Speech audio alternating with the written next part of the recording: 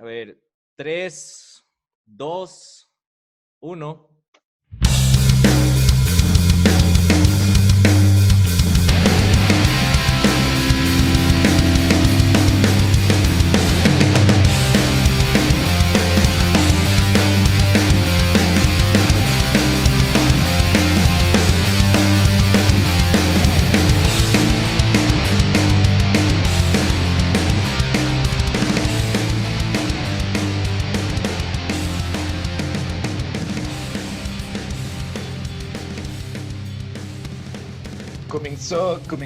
Comenzó la huevada. ¿Qué tal con todos?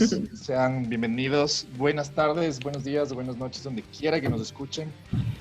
Hoy tenemos un programa muy especial. Esta semana, este lunes que comenzó, siendo hoy jueves, fue el Día del Periodista Ecuatoriano. Y obviamente Eugenio Espejo nos recomendó y nos iluminó invitar a alguien que es obviamente periodista. Y tenemos nada más y nada menos que a la Fer Ceballos de 24 horas aquí en Mamá Tenemos Podcast. Mi nombre es Andro y le voy a tirar un centro a Lucho para que se presente y haga lo suyo. ¿Qué tal? Muy buenas. Mi nombre es Luis, soy el co-host de Mamá Tenemos Podcast y qué grato es tener aquí a Fer Ceballos en nuestro programa súper especial. Todos nuestros programas son especiales, pero justo estábamos conversando tras cámaras, como quien dice. Ella había comentado con Fer que justo hace un año, más o menos, un año tal vez un poquito más, cuando eran las paralizaciones de octubre, ella estaba haciendo un reportaje y por mala suerte, un taxista le arrolló a su camarógrafo. Entonces, Fer, cuéntanos un poquito más sobre eso. Bueno, primero muchísimas gracias por la invitación. Confieso que, aunque no lo crean, soy un poco tímida para estas cosas. Hablo en televisión, frente a una cámara, pero en este es como que sí me da un poco de nervios. Así que bueno, gracias por la invitación. Y qué buenos investigadores, porque ahí lucí un poco diferente, tenía mi cabello churón, más largo, así que medio difícil de identificar si era yo. Pero bueno, finalmente ese día empezaba el paro nacional, empezaban los taxistas, yo trabajo desde las 5 de la mañana hasta tipo 3, 4 de la tarde y estábamos viendo que los taxistas se pararon en la Marín y justamente había conversado con ellos para el enlace en vivo, porque fue en vivo. Entonces, cuando de repente estábamos hablando de lo que estaba sucediendo, los motivos por los que se estaba registrando este paro, cuando el taxista venía y los otros taxistas le patearon porque no se sumó al paro.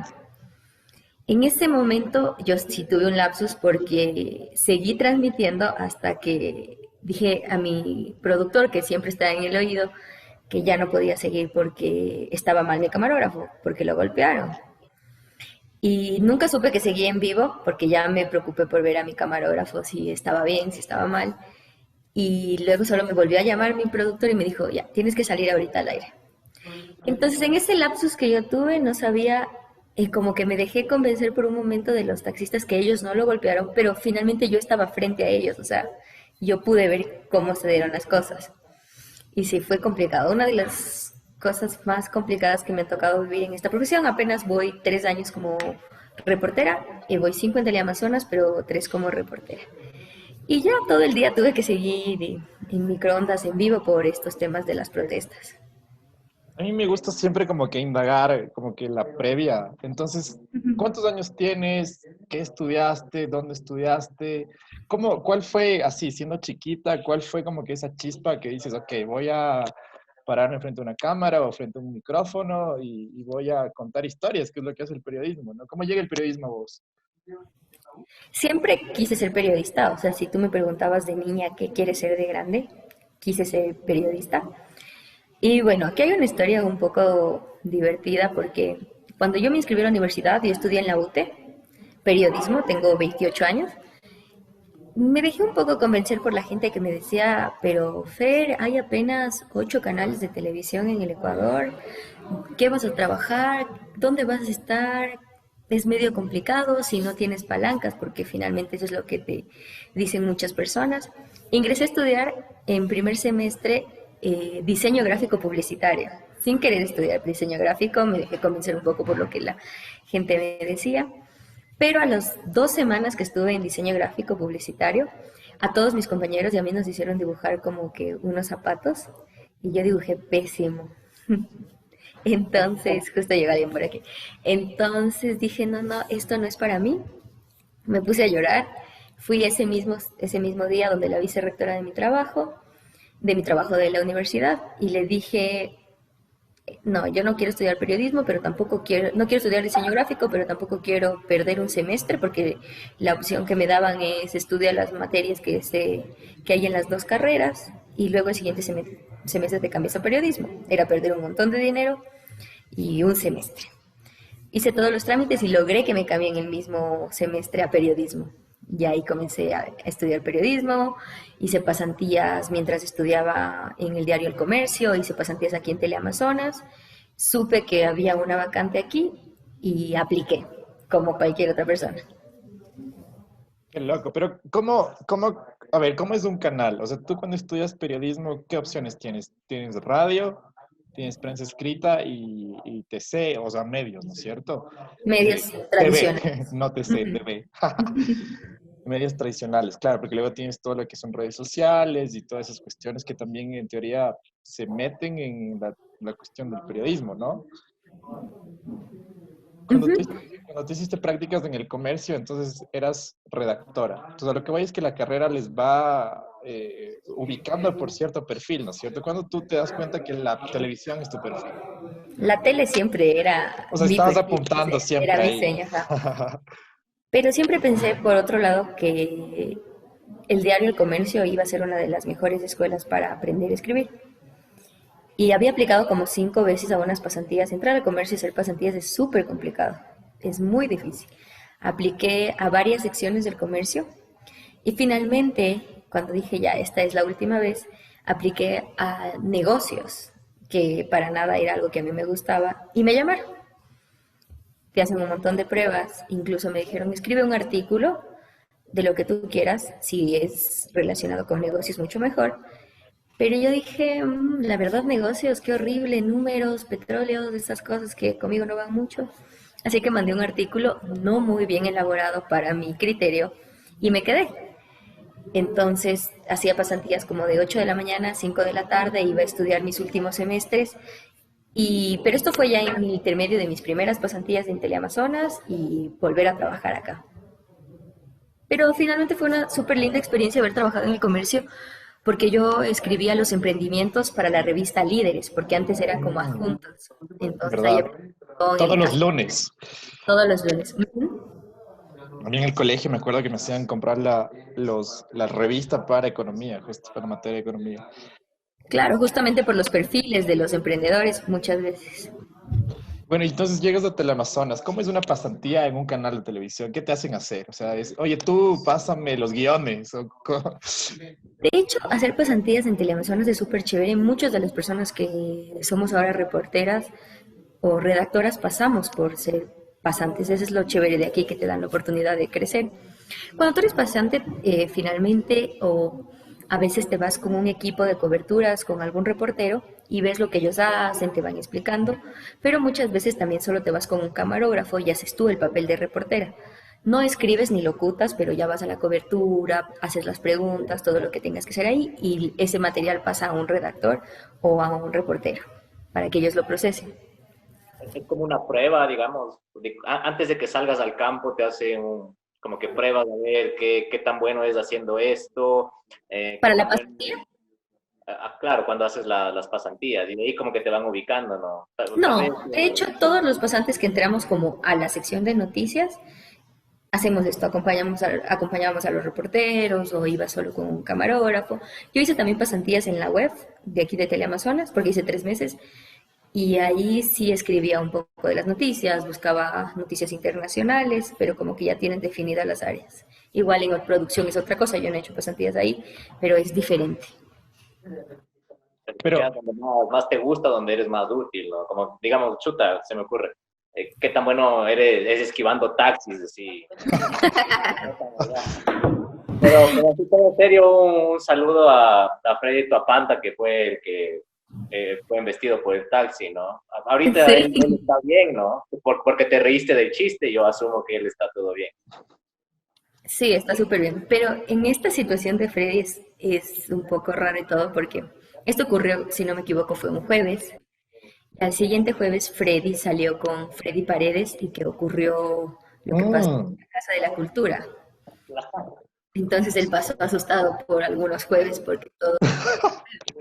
pobre hombre, de ley le decía, de ley le bullearon, a los dos Freddys de ley le bullearon. Sí, oye, cuidado a los indígenas, Un poco cuidado el sí, al taxi. principio no, porque sí fue Es muy una época serio. súper No, no, complicada fue porque muy serio. luego pasó lo de lo que quemaron el canal, entonces no hubo ¿Verdad? mucho tiempo de que sea chistoso. Es Te iba verdad. a consultar, ahora que, bueno, dado los antecedentes, ¿no es cierto? Del anterior año, pues existe como que un plan de contingencia ahora que ustedes deben tener o no cambió en nada dado los sucesos de octubre. Así como siempre tenemos planes de contingencia. De hecho, ese día que pasó lo que pasó aquí, no nos reunimos aquí, nos reunimos en otro lado. Pero sí se mantienen los planes de contingencia que hemos tenido. Ujú. Cuando tú hablas de secciones en el canal, ¿a qué te refieres? Tipo, tú tienes sección de noticias, farándula, que es lo que he visto también, y deportes. ¿Hay más secciones? Hay la página web, hay producción que se encarga de MasterChef, ese tipo de programas, hay día a día. Y dentro de noticias hay como que noticiero de comunidad en el que yo trabajo, noticiero nacional que cubren política, economía, y en corto, que es el segmento como más de farándula, politiquera como ellos lo llaman. Entonces sí hay algunas secciones. Entiendo. Y en toda esta experiencia periodística, o sea, siempre tienes como una noticia que te marca, ¿me explico? O sea, no sé si te tocó redactar algo muy denso o te tocó exponer algo muy denso o en vivo, como lo que pasó con tu camarógrafo. ¿Qué es lo más denso que te ha tocado experimentar en tu carrera? Yo creo que uno de los temas, no sé si sean como que muy densos, pero algo que a mí me ha marcado es que yo hace 2 años o 3 años, cuando estaba empezando de reportera, hice una serie de reportajes sobre el cura que se llamaba, o se llama, no sé si ya murió, Cordero, el cuencano, que fue acusado de las violaciones a varias personas hace 50 años. Entonces yo saqué este caso a la luz y desde ahí pasaron muchas cosas que hicieron que sea sancionado, que se quiten los monumentos que había en Cuenca en su honor, porque finalmente él era súper reconocido, era como, por así decirlo, el Papa cuencano, entonces Qué loco. como que me marcó. Y a mí me marcan y me gustan mucho los temas sociales. He hecho algunos reportajes como que yo siempre los tengo en mi mente como uno de prostitución masculina, prostitución de personas de la tercera edad, indígenas. Ahora que tengo un nuevo segmento que se llama Manos Solidarias, entonces sacamos un caso social y también es lindo ver cómo la gente responde y ayuda a las personas, porque muchos me han dicho, quizás nosotros tenemos los medios para hacerlo, pero no sabemos a quién inclinar la ayuda. Entonces esas cosas son como que me marcan mucho porque ayudas a cambiar. Porque finalmente Claro, yo creo mucho en Dios, entonces digo que quizás el propósito de Dios fue ponerme en este puesto para poder servir y cumplir su propósito una con la gente. mensajera. Exacto. Pero en la parte de elección de las noticias, yo siempre a veces comparo la vida con los Simpsons. No sé si te caen bien o mal, pero lo más probable es que ubiques este episodio en donde Bart y Lisa son presentadores de noticias. De hecho, he visto otro que Lisa es reportera y sale en la casa de de la señora de los gatos y nadie le quiere. También. Pero a lo que voy es que hay un programa que es justo el reportero, porque Lisa y Bart están como que en el set y el reportero es como que hace, o sea, ¿cómo es la búsqueda de noticias? ¿Cómo tu jefe te dice anda a esto o la búsqueda de noticias nace desde vos? Pueden ser las dos cosas, porque hay que un poco diferenciar que hay temas que son coyunturales y hay otros temas que tú los puedes proponer. Por ejemplo, este de la prostitución masculina, simplemente yo caminaba en el centro el otro día y dije, qué raro que estas señoras estén siempre por aquí. Y me decían, no, es que ellas son trabajadoras sexuales. Alguien que no te imaginarías, porque son personas de pasados los 80 años que están vendiendo caramelos. Entonces, proponemos y también depende de la coyuntura. Y no hay conflicto ahí. ¿Cómo fue tu acercamiento, por ejemplo? ¿Vas con el micrófono o vas sola, acompañada? ¿Me permite hacer una entrevista sobre esto? Y si es que están de acuerdo, o tal vez te lanzan los caramelos o piedras, o se disgustan. En ese caso, por ejemplo, de las trabajadoras sexuales, primero tengo acercamiento con, qué sé yo, con la presidenta de la Plaza del Teatro. Hago el acercamiento con ella, veo si quizás están dispuestas a hablar en esa zona. Pero en la Plaza Grande yo sabía, o ya conversas con la gente, con los vendedores de caramelos y te dicen, ella quizás podría hablar. Tratas, te acercas, en ese tipo de temas que son como más delicados, yo sí les pregunto fuera de cámaras, no meto el micrófono directamente y ahí converso, le digo si está dispuesta, cuál es el fin del reportaje y si está de acuerdo. ¿Les haces firmar algo, tal vez, No, un documento? Todo verbal. ajá, todo verbal. El tema de las firmas quizás sí es algún tema de niños que estén en una situación vulnerable y que se requiere el permiso de un padre. Estos reportajes son como que, creo que yo trabajé en varias ocasiones con comunidades.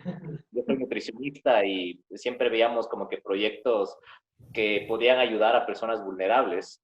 Y sentarme, conversar con las personas para tener un poco de entendimiento de su alimentación y descubrir como que historias que en realidad parten el corazón, para mí era un golpe fuerte, tal vez porque soy un poquito más sensible, pero tú, ¿cómo ha habido alguna noticia en la que tal vez te quiebras o necesitas un poco de tiempo para nuevamente? Al principio eso me pasaba un poco en los accidentes de tránsito, porque finalmente estás viendo lo que está sucediendo en ese momento, cuántos fallecidos, cuántos heridos. Ahora, de hecho, en esa parte más bien yo me he hecho como más dura. Digo, quizás, o sea, ya lo puedo manejar. En los temas sociales, en los temas donde hay viejitos, hay niños, en esos es como un poco más complicado, pero siempre trato de ser súper empática con ellos y ponerme en su lugar y quizás manejarlo de la forma que ellos quisieran, porque finalmente sí es cierto que al tener un micrófono en mano tienes como que cierto poder de decir algunas cosas. Entonces siempre trato de ponerme en su lugar, conversar con ellos, conocer un poco más qué hay detrás de las denuncias o de los casos sociales para poder comunicarlo, ¿no? Porque finalmente yo siempre he dicho, y cuando hablo de periodismo, lo digo como lo dijo Luis al principio, o Andro, que decía que el periodismo es contar historias, y para mí es eso, porque todos podemos informar, pero lo que te hace diferente es la forma en que comunicas. Todo esto de hacer un ejercicio de sensibilidad y de separación, quizá, para que no te afecte tanto, no sé si yo para nada no tengo, o sea, yo creo que cada uno es su periodista. Ahora, ser periodista es un poco más fácil por la cuestión de las redes, ¿ya? Pero obviamente Ujú. debes tener esa preparación. Eso que tú haces, esa suerte de divorcio con las noticias para que no te afecte tanto, ¿te enseñan en la carrera o es algo que lo aprendiste como experiencia en el canal? Lo vas aprendiendo cuando estás en la calle, o sea, yo te digo sinceramente, la universidad no es algo que te enseñaron como que, bueno, cuando llegues al medio vas a tener este tipo de noticias, vas a tener que hacer esto, esto es una mixta, esto es una leída, o mucho como que te enseñan a hacer periodismo, pero no te hacen hacer periodismo en la universidad. Y ese es un problema. Es que justamente esa es la falencia que algunas carreras tienen, que se vuelven, o sea, relativamente teóricas, pero cuando estás botado en una calle, en una corte, en un hospital, en una obra, no sabes qué hacer. No levantas la mano para nadie te ayuda, o sea, es medio difícil. Pero es muy No bueno sé. tener maestros en ese, como que en ese camino. Y quería preguntarte cuál fue tu, o sea, cuál fue tu ídolo, tu maestro, tu sensei. ¿Tienes a alguien como referencia? De la universidad, mi maestro se llama Lolo Echeverría. Él fue productor de Gama TV, fue productor de algunos medios. Sin embargo, cuando yo estaba en un segundo o tercer semestre de la universidad, vino esta ley que tenían que tener una maestría para poder impartir clases en las universidades. Y él todo lo que hizo lo hizo por su experiencia, era un genio. Y él decía simplemente este concepto del periodismo. El periodismo es el arte de contar historias. Si tú sabes contar historias, sabes llegar a la gente. Y tienes que saber transmitir lo que las personas quieren decir. Entonces, él fue como que para mí un gran maestro. También tuve a Gonzalo Ruiz, que es periodista del diario El Comercio, el que salía en los toros, de los programas de toros. Es También muy un bueno crack, él, sí. un crack. Escribe en el comercio también. Escribe. Ellos dos. Y así a tipo a nivel internacional. Me gustan algunos, pero si me preguntas más de aquí, yo sí veía como que a Milton Pérez siempre en las noticias cuando era chiquita. Entonces sí fue como una locura verle ya aquí como mi jefe, aparte que es súper Claro. buen tipo. Pero entonces tú eras hincha de Teleamazonas siempre, o sea, del lindo canal siempre, por lo que veo. Sí, desde la universidad y desde lo que fui pasante, es como que ya se marca una familiaridad. Yo, Toda mi yo, familia ve también yo, Teleamazonas. yo tenía una teoría. Para mí el mejor canal del país es el que maneja Los Simpson, siempre. El que tiene los derechos de Los Simpson es el que gana.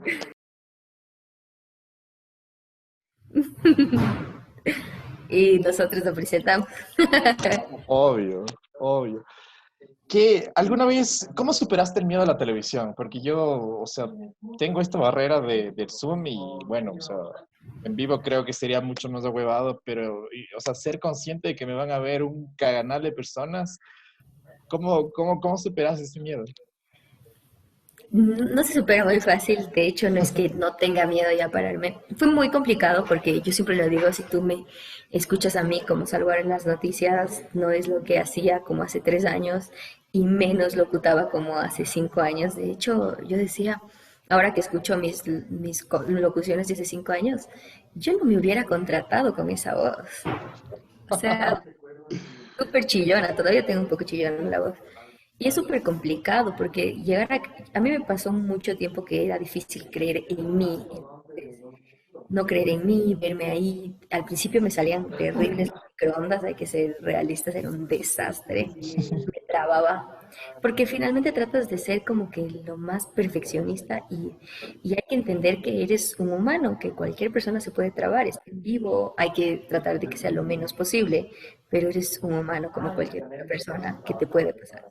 Con una de las Lolas, y ella estaba de una de las hermanas de Cenicienta en una obra de teatro que yo les estaba entrevistando.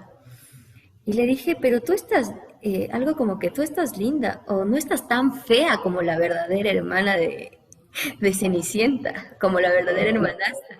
Y ese rato yo no me di cuenta. Luego cuando ya terminé la microonda me moría de la vergüenza porque mi productor me dijo, sí te diste cuenta de lo que le dijiste, ¿no? Me quería morir.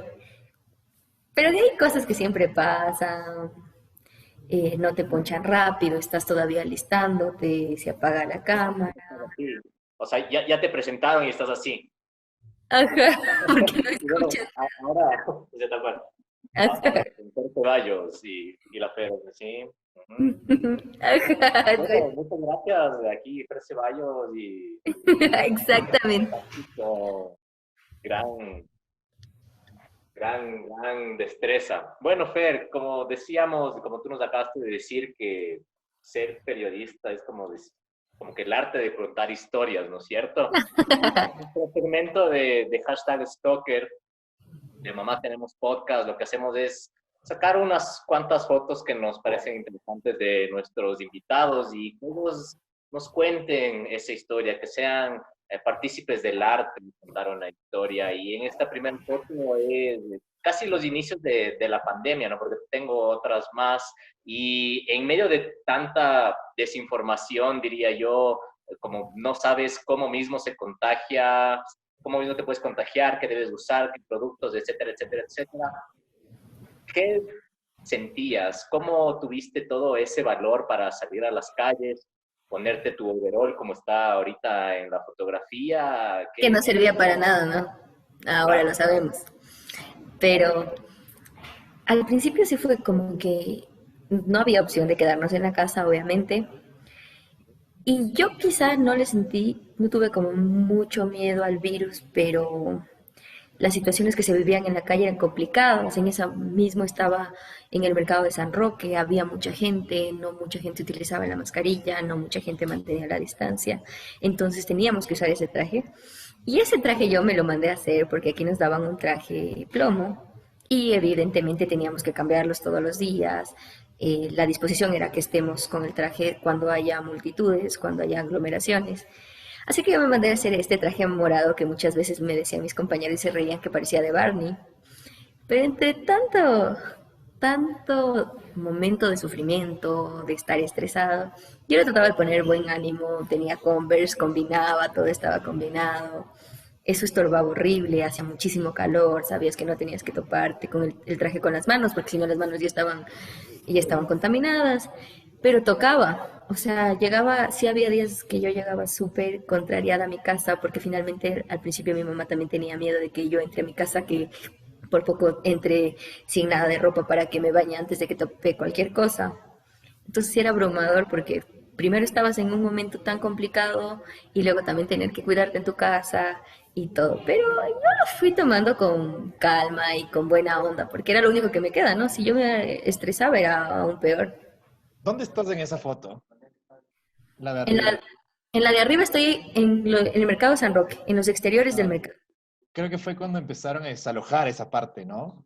Cuando la gente tenía que irse a otros lugares, ya no estaba permitido que estén en la calle que está ahí, que es la calle Loja, que de hecho sí era súper complicado caminar por ahí en una época normal. Y justo ese día que yo estaba por ahí, las ratas se braceaban, habían No, quitado todo. Sí, Las ratas con el traje también, ¿no? con mascarilla. con mascarilla. Hacías varios reportajes. ¿En algún momento pensaste, chuta, me estoy exponiendo demasiado? Nunca, de hecho yo no le tenía miedo al virus, ya me contagié hace poquito, esa es otra historia.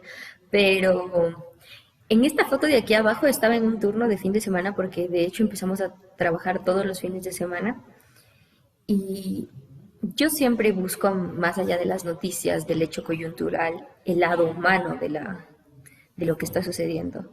Entonces justamente las personas de la tercera edad no tenían que salir, en la anterior foto no tenían que salir porque tenían que estar confinadas, pero no me acuerdo cómo se llama esa señora, tenía que trabajar porque lo único que ganaba es la venta de los limones.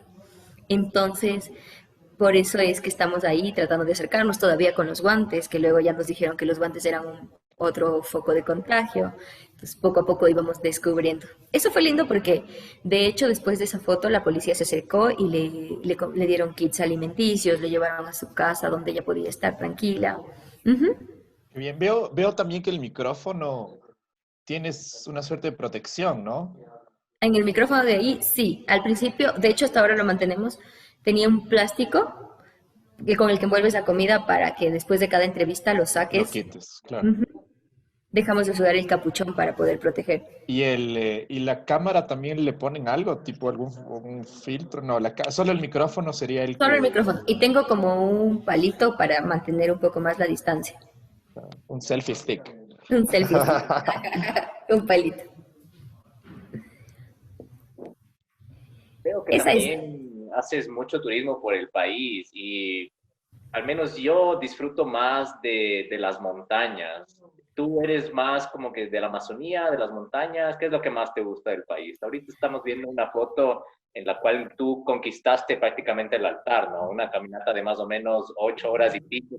¡Qué aguante, ah! Soy más de montaña. Siempre he sido deportista. Pero hace un año y medio empecé a hacer montaña. Hice el Cotopaxi mi primera vez el 31 de agosto del 2019 y desde ahí empecé a hacer montaña. Esta fue mi segunda como larga montaña. Tiempo, Fue tiempo, tiempo, divertido. tiempo, tiempo. ¿Subiste el Cotopaxi? He subido el Cotopaxi 2 veces ¿What? y el Antisana también. Cálmate un poco, ¿cómo se sube el Cotopaxi? De hecho, el Cotopaxi ahora para mí un poquito es fácil al lado del Antisana. El Antisana es de locos, eso es increíble, es otro nivel. Qué locura, yo no puedo ni llegar ni a Riobamba. barato, pero terrible. Mi guía ni siquiera nos guiaba. Pero es hermoso porque caminas 9 horas, llegas como a un refugio que hay. Yo no fui al refugio, yo llegué a una parte que hay para acampar. Me fui solo con una amiga y re nueva en el tema de la acampada, nunca había acampado en mi vida, no llevé todas las cosas suficientes, porque finalmente el guía nos había dicho que es un valor y que las mulas que te llevan tus cosas, si no quieres cargar, no incluía, pero él no me avisó. Entonces con mi amiga dejamos toda la comida en una maleta y íbamos a ir súper fuertes con nuestras maletas más pequeñas y 20 minutos más arriba ya no avanzamos. Así que tuvimos que contratar la mula, pero no llevamos comida, tanta comida, o sea, solo un lunch. Demasiado lodo es al inicio, ¿verdad? Demasiado lodo, por eso tienes que estar con las botas. Pero también es por lo que pasan los caballos y las mulas por esa parte. Por eso es que hay tanto lodo. Hay otro camino que se llama por el campamento italiano, pero no llegas a ver a la laguna desde ese punto, sí, tan espectacular, porque es de las cosas más increíbles que he visto. La ves como por el lado de atrás. Pero ahora dicen que la mejor época es desde diciembre hasta como marzo. En serio, pero ahorita está lloviendo un montón, de ley. Cuando yo fui no llovió. Cuando me fui, un amigo casi se queda estancado en el lodo. Como que literal me tocó ayudarle a salir y había un 80% de probabilidad de que su bota se quede estancada ahí y te iba a caminar ya descalzo. Era el Wambra prácticamente. A mí me pasó que mi amiga tenía mi celular en su bolsillo y en la parte que es como un pantano se quedó su pie dentro. Ella es más chiquita que yo no soy muy alta, y se le cayó mi celular en el pantano, pero por suerte cayó parado y no le pasó nada. Y yo estaba histérica porque mi guía se adelantó en caballo, yo matándome caminando y el guía se pasa en caballo por el otro lado. Estaba histérica. Y ni siquiera nos esperó al otro día para subir todos juntos a la Laguna Amarilla, sino que él había subido. Yo gritando como loca, David, ya queremos irnos. Y no había guía. Esta foto que tenemos aquí, pues la saqué de tu Instagram y yo me imagino que eres tú la niña que está como que diciendo, no, muchas gracias, yo no fumo, yo no tomo, que es casi tu descripción de esa fotografía, ¿no? Sí, mi hermana es la que está allá atrás y es mi abuelito. De hecho, yo no tomo ni fumo a mis 28 años. Ni bailo pegado y escribo con lápiz. Y ni me he emborrachado nunca en la vida. Puede ser un poco triste ya. No te creo que no te hayas emborrachado en la vida. De ley te emborracharon. O sea, tú no propiamente, pero de ley nadie, nunca. Ni Nunca en la estás vida. happy. Nunca. Ahora por lo menos tomo un mojito, un tinto de verano, una michelada, pero nada más. Eres deportista y súper sana para los estándares como que de la sociedad en este momento. Sí, ajá. Ya. Andrew, estabas muteado. Sí, está muteado. Querías decir algo. Tenía problemas técnicos detrás. No, ya se acabó el stalker. Sí. Yo quería preguntarle a la Fer, ¿cómo empieza tu día? Porque yo te cacho por la comunidad. Entonces yo también me despierto tipo 7 y le pongo de fondo y estás vos ahí. Hoy, por ejemplo, creo que estuviste en Cumbayá. No, pues, hoy estuve por la Vicentina y por San Carlos. ayer fue Cumbayá, creo, ¿no? Puede ser. Estoy flashando. No, Steffi estuvo por Cumbayá. Steffi estuvo hoy por Cumbayá. Ujú. Bueno, ¿cómo empieza tu día? ¿Cómo es esto? O sea, te levantas tempranazo, tengo entendido. O sea, porque hay que llegar a los maquillajes, a la previa del canal. ¿Cómo es eso? ¿Cómo funciona? Me levanto a las 4:10 de la mañana. Apenas solo. Con razón, no toma. A las 7 de la Apenas tarde. trato de dormir a las 9:40, pero eso no pasa. Apenas me baño, me visto y salgo. Y mi recorrido, porque voy en recorrido, me pasa viendo 4:35 ahora, desde este año. Antes me pasaba viendo 4:40. 5 minutos es como una hora para mí. Y llego al canal, voy a camerino, ellos me peinan, yo me maquillo, o las dos cosas. Vos llegas hecho zombie a una silla y sales otra persona. Literal funciona así. Y de ahí salgo a mis microondas, que a las 5:55 en punto, donde esté, saludo, presento el clima, las condiciones climáticas para ese día y hago como un pequeño avance de lo que voy a tener todo el día. ¿A qué hora desayunas a todo esto? O sea, Intento desayunar regresando de mis microondas, es decir, a las 9:30 de la mañana. pero ya Vuelvo han de pasado 4 horas hasta eso. como 5 horas. No, no te puedo creer. Pues es full Sí. sacrificado, o sea, de ley. ¿Y qué pasa si llegas Y tarde? No hay microondas. no he llegado tarde. O sea, lo más tarde que he llegado es porque mi buseta se dañó y tuve que esperar que me vaya a ver un Uber o que me vaya a ver alguien para venir. Pero lo peor que me ha pasado es no salir en el clima, digamos, pero de ahí siempre salí. Pero cuando yo era redactora, porque igual cuando era redactora entraba a las 5, pero iba en un recorrido que iba más temprano y ese recorrido me pasaba recogiendo 4:10 y yo me levantaba cuarto para las 4. Eso era peor. Entonces me pasaba que a veces iba a dormir a mi casa en las tardes y veía que estaba claro y me asustaba porque pensé que ya me atrasé al trabajo. Eso me ha pasado unas 5 veces. Sí, claro, vos ya ves el día y estás atrasada. Pero ya últimamente ya no me ha, bueno, últimos 4 años ya no me ha pasado eso. ¿Y un sábado qué haces? ¿Tienes esa costumbre de levantarte a las 4? No, ni cagando. No, ni fregando. A menos que me vaya a la montaña, que el año pasado hice mucha montaña. De hecho, fue el año que más montaña hice que otros años, y estando en medio de una pandemia. Ahí se puede cuadrar con el Lucho. El Lucho también es como aventurero, montañista. ¿Sí? Tiene buenas fotos ahí. Pero el fin de semana me levanto tipo 8 si es que no voy a la montaña, voy a correr y soy muy de casa, paso en mi casa, veo películas, no soy mucho de salir tampoco, y menos un viernes porque ya madrugué toda la semana, entonces es medio complicado.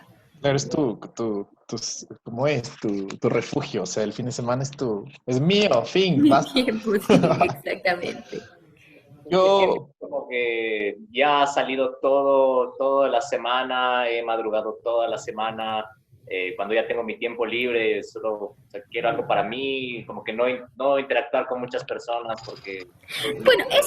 eso no me molesta, pero sí es como que necesito dormir, me levanto, voy a correr, vuelvo, duermo otra vez y ya y salgo quizás a tomar un café, soy muy de familia, voy, le acompaño a mi abuelita a hacer algún trámite, alguna cosa, pero no tengo muchísima vida social, así que eso, pero este año fui como que desde agosto a semana seguida a la montaña, ya estaba muy cansada porque en primera instancia iba a subir a la Antisana en septiembre, se fue prorrogando hasta que me fui recién en noviembre, pero ya habían pasado como 8 semanas yendo a la montaña todas las semanas y ya estaba bien, cansada.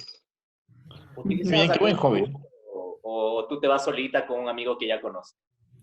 Me iba con Alberto Estudillo de aquí igual, que nos llevamos con el grupo de Montaña Segura que es de la policía y vamos en un grupo así. Ya De- tienen el grupito del canal que son los andinistas. ajá, también, sí. ¿Quién más está ahí de andinista? El Albert Astudillo ha Hola. hecho incluso en la Concagua, fuera del país. Él hizo también el Antizan este año, pero en otro grupo.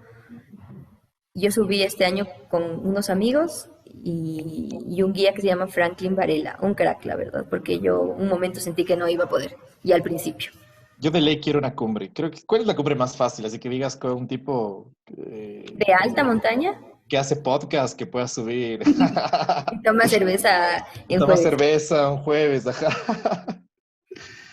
O sea, de montaña, de alta montaña, el Coto. Ese es el más fácil. En serio, pero es el más alto, uno de los más altos. Pero es como que ya está el camino marcado y todo. El Antizan, en cambio, está lleno de grietas. Entiendo. ¿Y el Cayambe? Ese no he ido, ese voy a ir creo que en 2 semanas. Mira, A mí me ahí me gusta un montón cuentas. el Cayambe. Para mí, creo que el Cayambe tiene una muy, muy bonita vista para personas que pueden hacer montañas sin tener que esforzarse demasiado o tener mucho equipo. Porque literal, llegas al Solo refugio que, subes. claro, tienes que ir en un auto 4x4 lamentablemente, si es que no ha cambiado la situación de la vía para llegar allá al Cayambe. Pero estás en el refugio, te asomas como que un poquito hacia la derecha y ves todo el Cayambe en su esplendor. Es muy, muy bonito. De hecho, es para mí mi favorito. Yo que no he hecho cumbres, o que soy muy normal en esa parte de las montañas, creo que recomendaría mucho el Cayambe. ¿Tú cuál recomendarías, Fer? O sea, para mí la vista más impresionante, el Antisana, pero es el más complicado. El Albert ha hecho Cayambe y ha hecho la mayoría de aquí, incluso el Chimborazo, pero dijo que el Antisana es aún más complicado. Qué locura. ¿Qué más te puedo preguntar? Yo, por casualidades de la vida, por trabajo más que nada, le conozco a la Dayanara Monroy Ajá, la y Dayana. nos tocó viajar a China, justo a los dos, y nos tocó también encontrarnos en la cobertura, bueno, yo por otras cosas, pero ella cubrió el terremoto en Tarqui justo. Ujú. Eh, ¿Te ha tocado uno de estos viajes o estas coberturas que ha sido como que a nivel de tragedia o nivel medio trascendente en la historia? Porque lo de China lo recalco porque fue la primera visita de Estado de un presidente nuestro a China y lo del terremoto, bueno, es Vox Populi y todo lo que ocurrió. ¿Te ha tocado eso, algún viajecito como que digas, uff, qué hermoso? O en el futuro quisieras como que quizá tener ese, porque entiendo que es o sea, lo que tú haces y lo que hace Dayanar es distinto, ¿no es cierto? Es como que ella cubre noticias nacionales, yo cubro noticias más locales. Pero Así que de esos eventualmente viajes, puedes trascender a ajá, eso, ¿no es cierto? totalmente. Pero a mí me gusta muchísimo hacer noticias locales. Eh, He ido de viaje a Galápagos 4 o 5 veces. Por el canal. Mm, Creo que tres por el canal, una no me bajé ni siquiera del avión y volví en uno de los aviones de la FAE, y sí, de la FAE creo. Los Y, Hércules. ajá, esos. Y el último que fui en media pandemia, por eso yo decía que no fue un muy mal año para mí, porque yo fui a cubrir la reactivación de Galápagos en crucero para Oh, los Ecuador. no. Mira, qué suerte, qué rico. Ajá, pero sí, obvio me encantaría hacer uno de esos viajes. Bueno, ojalá te surja y nada, Fer, para hacerte buen año, muchas gracias por esto. Estamos, justo hoy es una semana del 2021 y qué bueno comenzarlo con vos. Muchísimas gracias. No sé si quieres dejarnos algún mensaje a alguien que esté estudiando periodismo o si tienes algunos proyectos en redes sociales o si quieres compartirnos tus experiencias de hobbies montañistas, sería muy bueno para nosotros. Si quieren, ¿tú tienes alguna duda, algo? Y ya cuando vayamos a cerrar, Yo por ahora no. tú, Por lo general, lo que hacemos es, al momento de cerrar, dar los últimos 5 minutos o los últimos minutos al invitado para que nos cuente lo que quiera, ya sea proyectos, cómo se siente, qué tal fue hacer tal cosa, cualquier cosa, el piso es total y completamente tuyo para que nos cuentes. chévere, bueno, primero me dijeron como que un mensaje a las personas que están estudiando periodismo. Siempre digo algo que en esta carrera y algo que he aprendido que me han dicho todos los periodistas que trabajan como que muy cerca mío es que esta no es una carrera de rapidez, es una carrera de perseverancia. Porque no todas las cosas te van a salir a la primera, no vas a llegar a ser reportera al año de estar trabajando, puede tomar su tiempo, pero siempre también digo que mientras las cosas más esfuerzo te toman, más se disfrutan, así que hay que ser pacientes en esta carrera.